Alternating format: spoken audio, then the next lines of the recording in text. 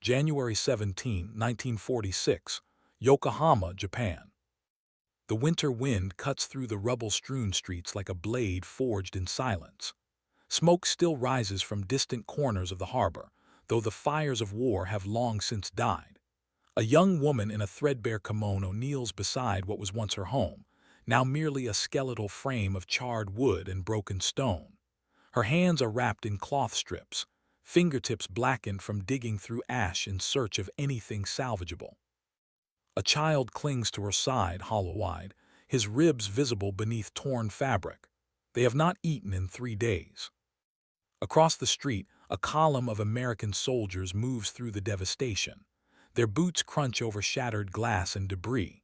They wear clean uniforms, wool coats against the cold, helmets catching the pale morning light. They carry rifles slung over their shoulders, but also something else, canvas bags marked with white stenciled letters. The woman does not look up. She has learned not to expect mercy from conquerors. History has taught her people that defeat means subjugation, humiliation, perhaps worse. The child presses closer to her, trembling. But then something unprecedented happens. One of the soldiers stops. He is young, perhaps 22, with dust-colored hair and tired eyes that have seen too much death.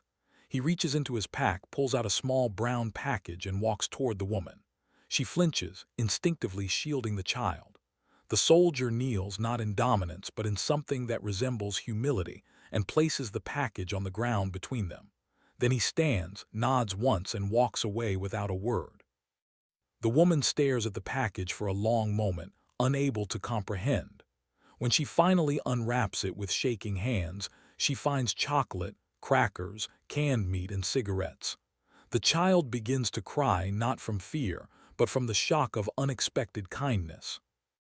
This moment, repeated thousands of times across the scorched landscape of post-war Japan, would become one of the most profound psychological turning points in modern history. It was not a moment dictated by policy or command. It was not a strategic calculation designed to win hearts and minds. It was something far simpler and far more revolutionary. American soldiers sharing their food with the people they had been taught to see as enemies. In doing so, they shattered every assumption the Japanese people held about what it meant to be conquered. And in the process, they planted the seeds of a transformation so complete that it would reshape an entire nation's understanding of democracy, freedom, and human dignity. To understand the magnitude of this transformation, one must first understand the depth of expectation that preceded it. For the Japanese people, surrender meant the end of everything, not merely military defeat, but the total annihilation of identity, culture, and self. Throughout the war, imperial propaganda had painted the Americans as demons incarnate, savage barbarians who would rape, torture, and enslave the population. Women were told to commit suicide rather than face capture.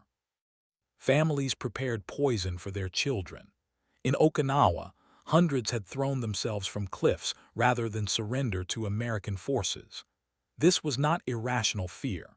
This was the logical conclusion of a worldview shaped by centuries of martial honor and reinforced by relentless propaganda. The Japanese understanding of conquest was rooted in their own military conduct.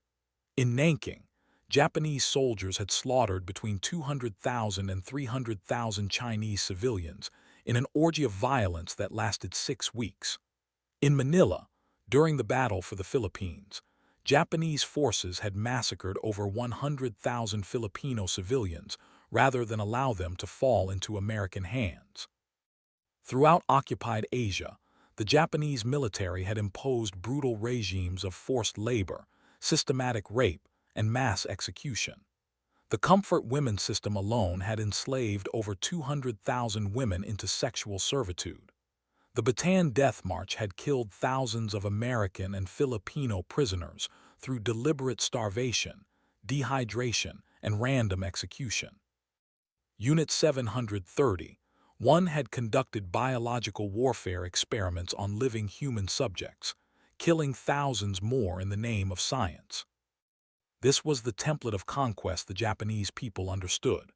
This was what they expected when General Douglas MacArthur accepted Japan's surrender on September 2, 1945, aboard the USS Missouri in Tokyo Bay. They expected retribution. They expected vengeance. They expected the Americans to do unto them what they had done unto others. As MacArthur's forces began landing across the Japanese home islands, millions of civilians braced for the inevitable horror. But the horror never came. Instead, something entirely outside the Japanese frame of reference began to unfold. American soldiers, many of them barely more than boys themselves, began distributing food not just to former soldiers, but to civilian populations. They set up aid stations in devastated cities. They shared their rations, K-rations, C-rations, those small brown packages that contained more calories than many Japanese families had seen in months, with children begging in the streets. They gave chocolate bars to orphans. They provided medical care to the sick and wounded without distinction. They did not rape. They did not pillage. They did not execute. They did not enslave. For the Japanese people, this behavior was incomprehensible. It violated every principle of warfare they understood. In Japanese military culture, the conquered were beneath contempt. To surrender was to forfeit one's humanity. Prisoners were treated as less than human because they had chosen dishonor over death. The concept that a victorious army might show mercy to the defeated, might share food with civilians who had supported the enemy war effort, might treat former enemies with basic human dignity, this was alien. This was revolutionary. This was impossible, and yet it was happening. Private First Class Robert Eichelberger, a 20-year-old infantryman from Iowa, wrote to his mother in December 1945, "Ma, you wouldn't believe what these people have been through. The cities are just rubble. Everyone's starving. There are kids with bellies swollen from hunger, old folks collapsing in the street. We're supposed to be the occupying force, but all I feel is sorry for them. Yesterday I gave my lunch to a little girl who couldn't have been more than 6. She looked at me like I'd handed her the moon, cried and bowed about 50 times, made me feel like maybe we're doing something right here, even after all the awful things we had to do to win this war." This sentiment was not unique. Across the occupation force, American soldiers found themselves confronting a civilian population that was not the fanatical, suicidal enemy of their training films, but simply people, hungry, exhausted, traumatized people who had lost everything. The cognitive dissonance was profound on both sides. The Americans had been prepared to fight to the death against an enemy that would never surrender. Instead, they found themselves distributing food to children and helping elderly civilians clear rubble from streets. The Japanese had been prepared for annihilation. Instead, they found themselves receiving compassion from the very forces they had been taught to see as subhuman monsters. The scale of this food distribution was staggering. In the first 6 months of occupation, American forces distributed over 4 million tons of food supplies to Japanese civilians. This was not surplus. This was active diversion of military rations to feed a population that, by all previous standards of warfare, should have been left to starve. General MacArthur himself had to requisition additional food supplies from the United States to prevent mass famine in Japan's cities. The Truman administration approved these requests despite significant domestic opposition. Americans were still dealing with wartime rationing at home, yet their government was sending food to feed the nation that had attacked Pearl Harbor, that had forced American soldiers to endure the Bataan Death March, that had executed captured airmen, that had fought with suicidal ferocity on islands across the Pacific. The chocolate bar became the symbol of this impossible reality. American soldiers had been issued chocolate as part of their rations since the beginning of the war, thick, dense bars designed to provide maximum calories and energy. Hershey's had developed the D-ration specifically for military use, 4 ounces of chocolate fortified with oat flour, designed to survive extreme temperatures and provide 600 calories. It was not particularly delicious. Soldiers joked that it tasted like a brick and had the texture to match, but it was nutritious and it was abundant. Most importantly, It was something that could be easily shared, handed from soldier to child in a gesture that transcended language. For Japanese children who had never tasted chocolate before the war, and certainly had not seen any during the years of privation and bombing, these bars were miraculous. They represented abundance beyond imagination.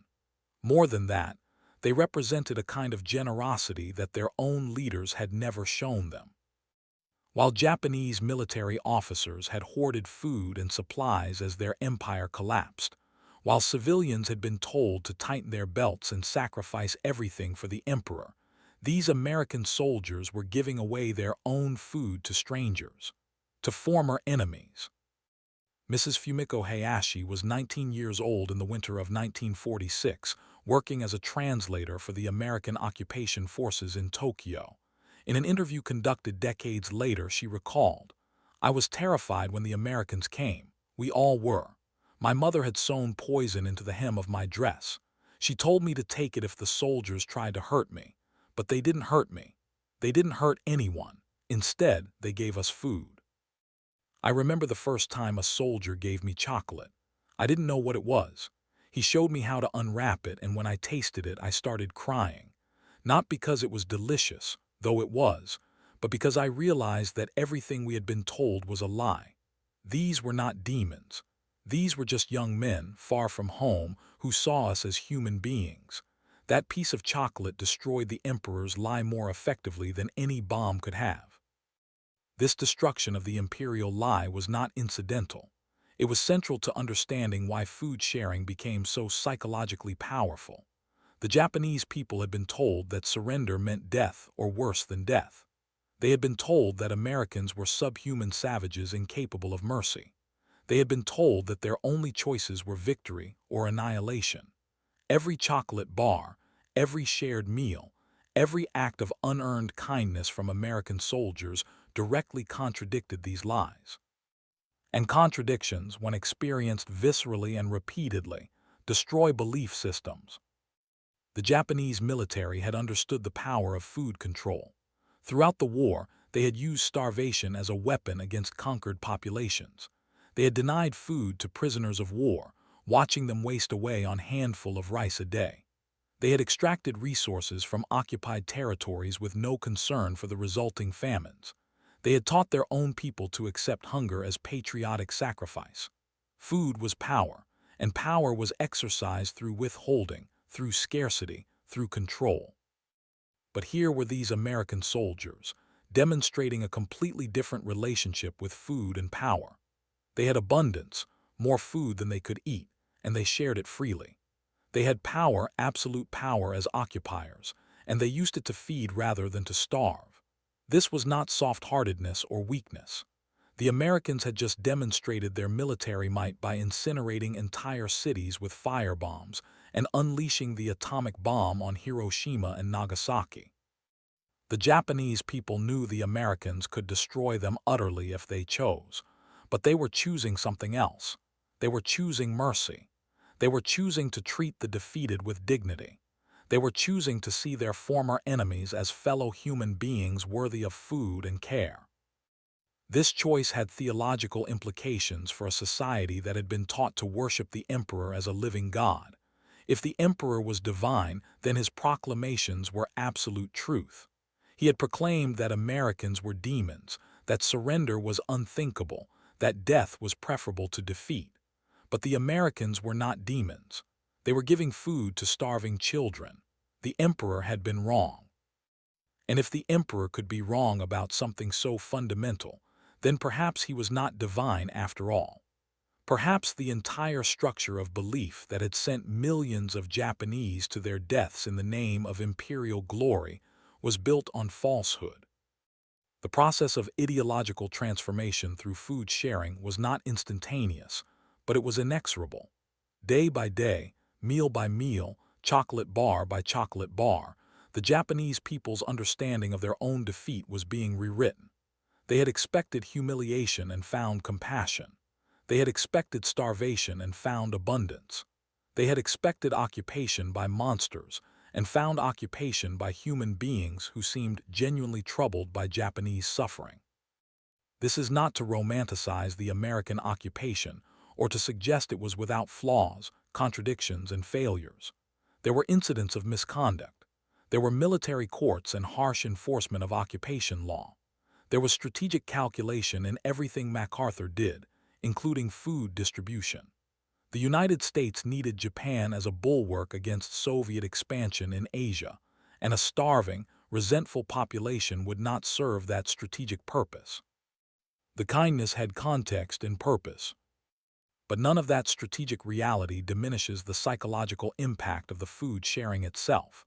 Whatever the larger geopolitical motivations, the individual acts of sharing were real. The chocolate was real. The meals were real. The sick children who received medical care were really saved. The orphanages that received supplies were really sustained. And the Japanese people who experienced these acts of generosity were really transformed by them. Lieutenant John Morris, a supply officer stationed in Yokohama, kept a detailed journal during his time in Japan. In an entry from February 1946, he wrote, "We've been distributing food to civilian populations for months now, and I'm starting to see a change in how they look at us. At first, they were afraid. You could see it in their eyes. They expected us to hurt them. But now, when we come through with supply trucks, the children run toward us instead of away. They're still hungry, still desperate, but they're not afraid of us anymore. Yesterday, an old man approached me and through a translator, he thanked me. He said he had 2 sons who died fighting Americans, but he was grateful that we were helping his grandchildren survive.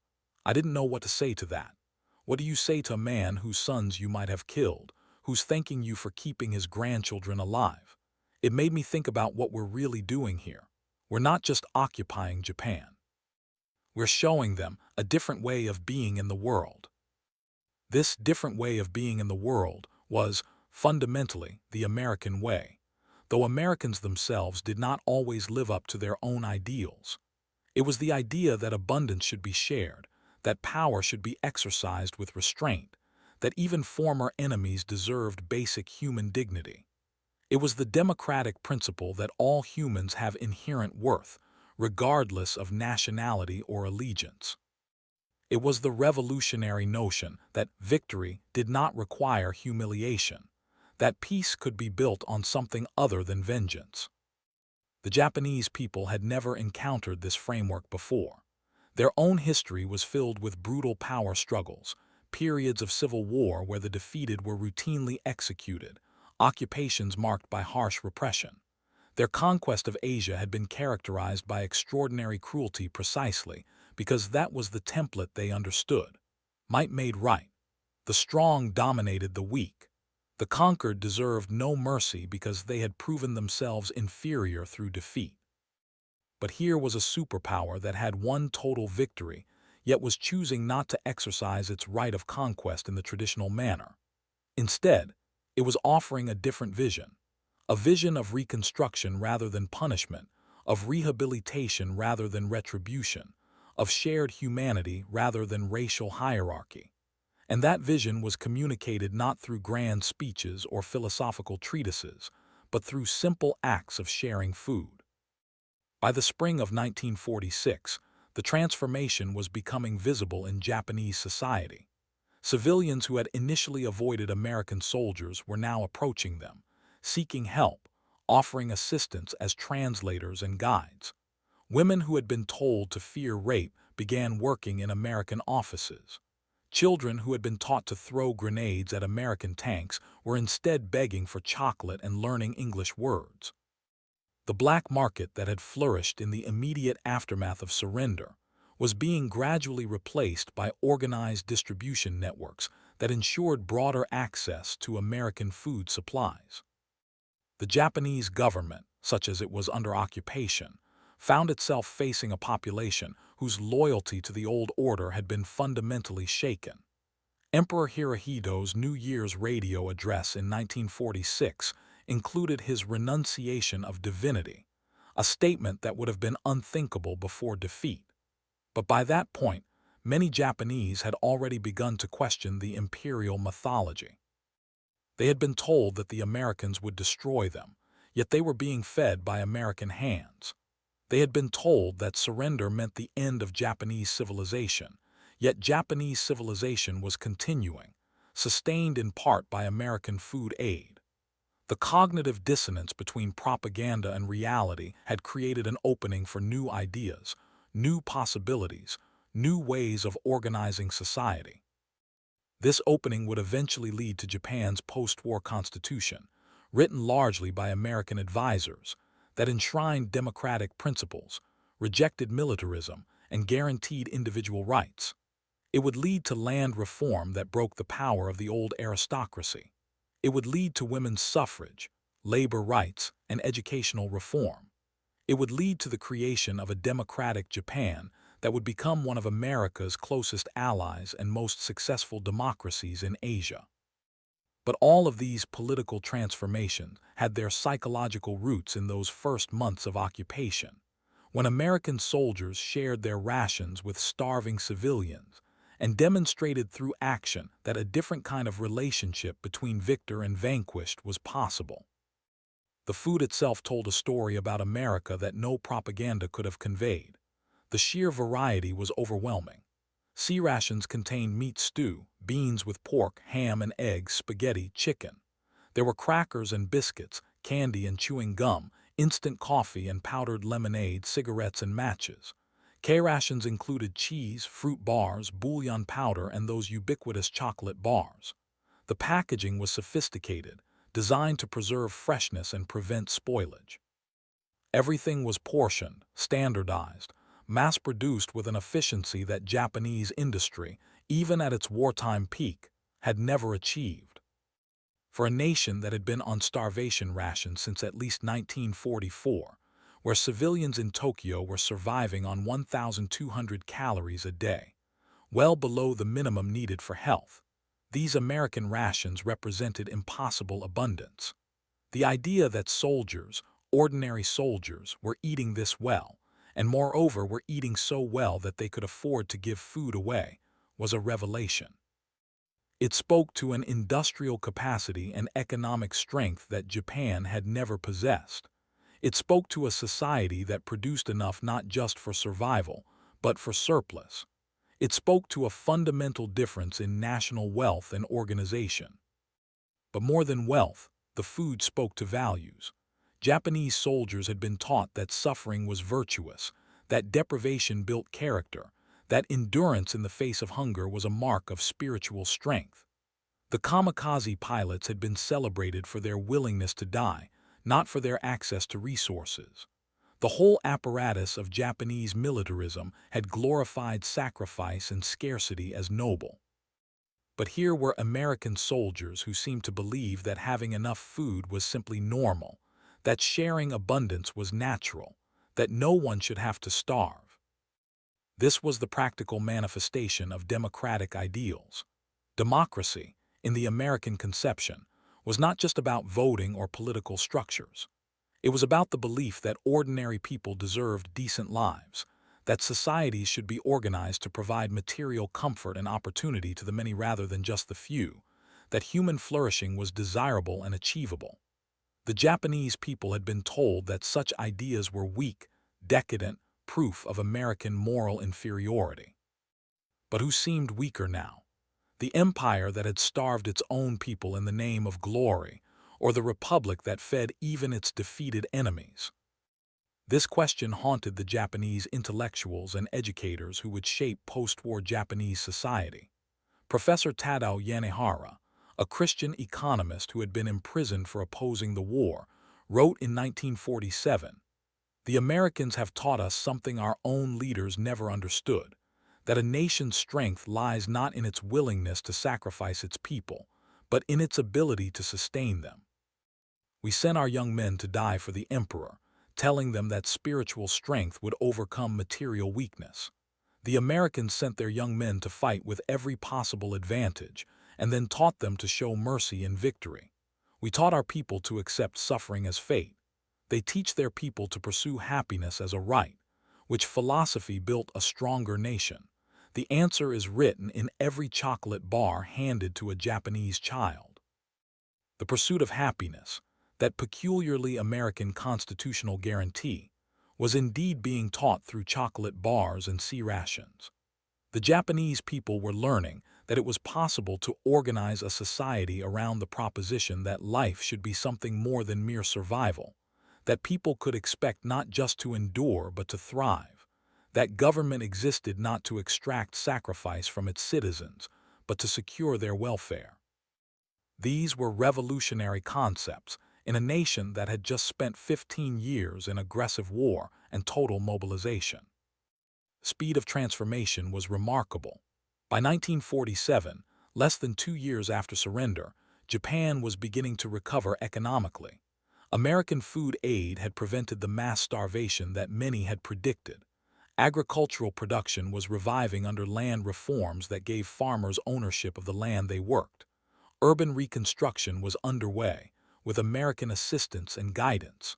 Schools were reopening, teaching democratic principles alongside traditional subjects. A new generation was growing up with memories of American soldiers who had given them chocolate, who had helped rebuild their communities, who had treated them as human beings worthy of dignity and care. This generation would become the architects of Japan's economic miracle. They would build industries that would compete with and eventually surpass American companies in automobiles, electronics, and manufacturing. They would create a democratic society that, while distinctly Japanese in character, embraced principles of individual liberty and popular sovereignty that were fundamentally American in origin. They would transform Japan from a militaristic empire into a pacifist democracy, from an aggressor nation into a force for peace and stability in Asia. And many of them would trace the beginning of this transformation to those early days of occupation, when they first encountered Americans who shared their food and their vision of human possibility. The symbolism of the chocolate bar resonated through subsequent decades. When American companies began investing in Japan in the 1950s and 1960s, they were entering a market that had largely positive associations with American products and values. When Japan signed the Mutual Defense Treaty with the United States, it was formalizing a relationship that had been built on trust, established through small acts of generosity. When Japanese students came to study at American universities, they came to a country that many of their parents remembered as a source of salvation rather than destruction. This is not to ignore the complexity and contradictions of the post-war relationship. There were tensions, resentments, trade disputes, and cultural frictions. The American military presence remained controversial. The atomic bombings of Hiroshima and Nagasaki continued to cast shadows over the relationship. Japanese nationalism did not disappear. It was rechanneled but not eliminated. The occupation had ended with the San Francisco Peace Treaty in 1952, but American influence remained pervasive and was not always welcome. Yet through all these complications, the foundational memory remained. The memory of unexpected mercy, of generosity from the strong to the weak, of shared humanity across the divide of war. The memory of American soldiers who could have been conquerors but chose to be liberators. The memory of food freely given when none was owed. The memory of chocolate bars that tasted like possibility. Mrs. Hayashi, the translator who had kept poison sewn into her dress, lived to see her grandchildren grow up in democratic Japan. In her final interview before her death in 2009, she was asked what moment from the occupation she remembered most vividly. She did not mention General MacArthur's arrival or the signing of the peace treaty or any of the grand historical events. She remembered a cold January morning in 1946 when she was hungry enough to faint, when a young American soldier saw her stumble and gave her his lunch, Spam and crackers and a chocolate bar. She remembered how he smiled at her, a tired but genuine smile, and said something in English she did not understand but recognized as kindness. She remembered eating that food and realizing that her mother had been wrong, that the propaganda had been wrong, that everything she had been taught about the world was wrong.